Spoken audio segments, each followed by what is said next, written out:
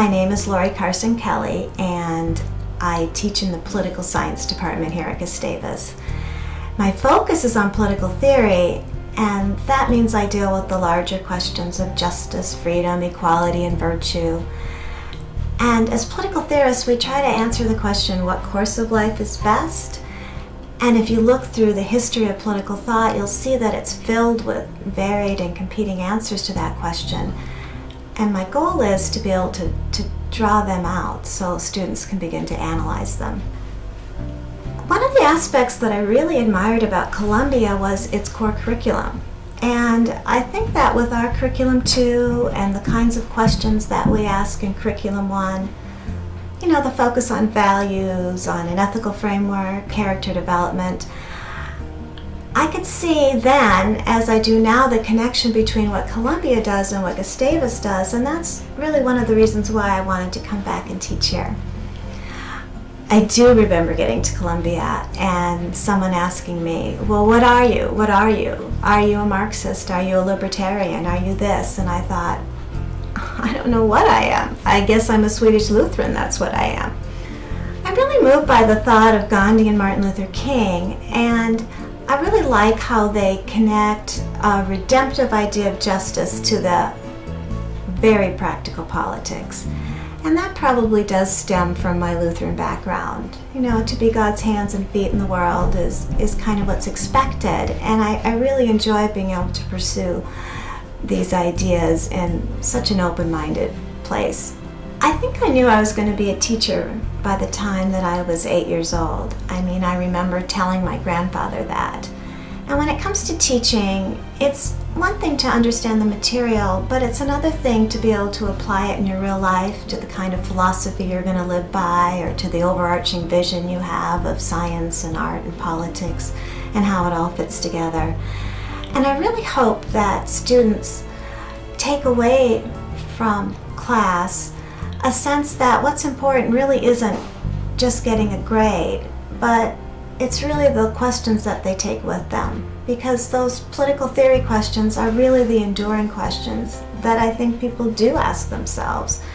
And I hope to provide a framework for students to do that and hope it makes a difference. Well, I'm married and I have 3 boys. And although they love history, which is great, it is sports all the time, so I learn a lot about hockey and a lot about baseball, and I think there's not a whole lot of free time.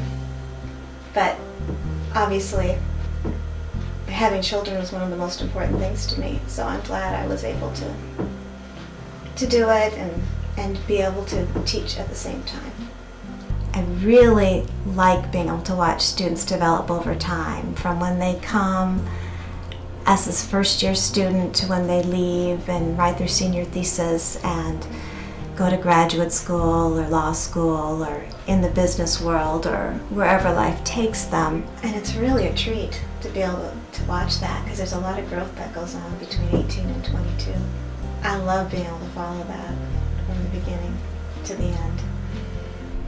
I've had years of education and experience to develop my worldviews, and I'd have to say some of them are timeless, I think, because I do believe that we should seek truth and understanding, and of course we should develop compassion for others and ease their suffering in the world. But those beliefs are also evolving, and I think one of the reasons for that is that in political science you're required to keep current on different events and issues and to incorporate that into your thinking. And I think with the process of teaching itself, there's a kind of back and forth, where as you draw a question out or an answer or idea out from a student, it always comes back to you. So there's a mutual interaction, and there's really a joy to that. And I hope I can pass on that joy to my students, because that really is one of the most important things we do here at Gustavus, and I've really been lucky because I've been able to do that full time.